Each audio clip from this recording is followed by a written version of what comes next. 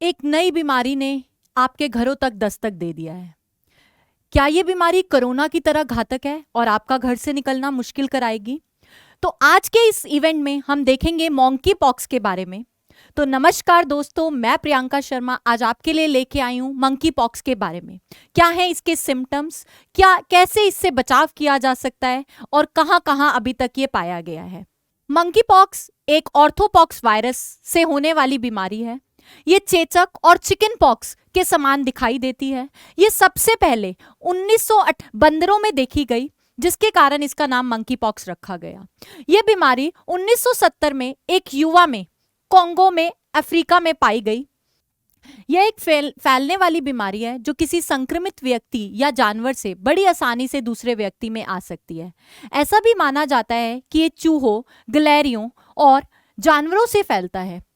ऐसा माना जाता है कि ये रोग घावों, शरीरों के तरल पदार्थ, श्वसन बूंदों और दूषित सामग्री द्वारा फैलता है। यह वायरस चेचक की तुलना में कम इन्फेक्शियस है और ये गंभीर बीमारी का कारण भी बन सकता है। मंकी पॉक्स के लक्षण, इसके महत्वपूर्ण लक्षण शरीर में चकत्ते, बुखार, सुस्ती, सर दर्द, लिम्फ नोड में सूजन आदि आना है। इसके लक्षण 2 से 4 हफ्तों तक रह सकते हैं। मंकी पॉक्स के लक्षण बहुत घातक तो नहीं है, लेकिन ये कई केसेस में गंभीर स्वास्थ्य समस्याओं का कारण भी। मंकी पॉक्स, चेचक या चिकन पॉक्स एक दूसरे से कैसे अलग है? वैसे तो इन तीनों के लक्षण समान हैं, लेकिन एक लक्षण जो मंकी पॉक्स में पाया गया है वो है लिम्फ नोड में सूजन।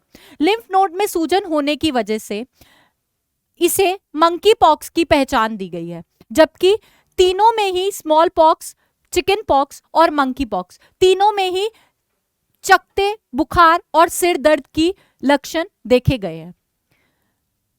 मंकी पॉक्स का उपचार कैसे किया जा सकता है? अभी तक मंकी पॉक्स के लिए कोई सिद्ध उपचार नहीं था। डॉक्टर्स इसको ट्रीट करने के लिए अभी भी चेचक के टीके, एंटीवायरल और वैक्सीन या इम्यून ग्लोबुलिन का यूज कर रहे हैं। क्या मंकी पॉक्स वायरस से बचाव संभव है? इससे हम बच सकते हैं? तो आइए जानते हैं क्या है बचाव के उपाय। हमें उन जानवरों के संपर्क में आने से बचना चाहिए जो वायरस को शरण दे सकते हैं। संक्रमित जानवर या मनुष्य के संपर्क में आने के बाद हमें हाथ की अच्छी स्वच्छता का अभ्यास करना चाहिए। हमें हाथों को साबुन से धोना चाहिए और अल्कोहल बेस्ड सैनिटाइजर का यूज करना चाहिए।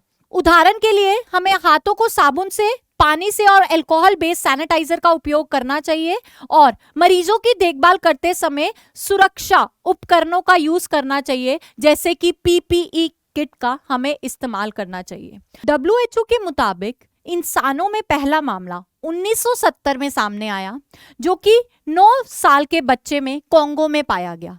इसके बाद 11 अफ्रीकी देशों में मामले सामने आए।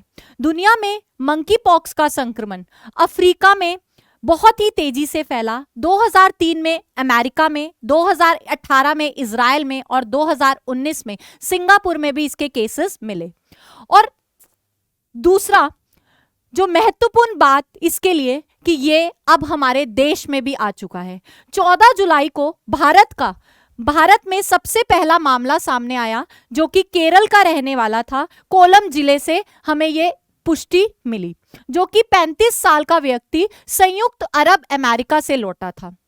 यह व्यक्ति कोलम जिले का रहने वाला था और फिलहाल त्रिवेंद्रपुरम में इसका इलाज चल रहा है।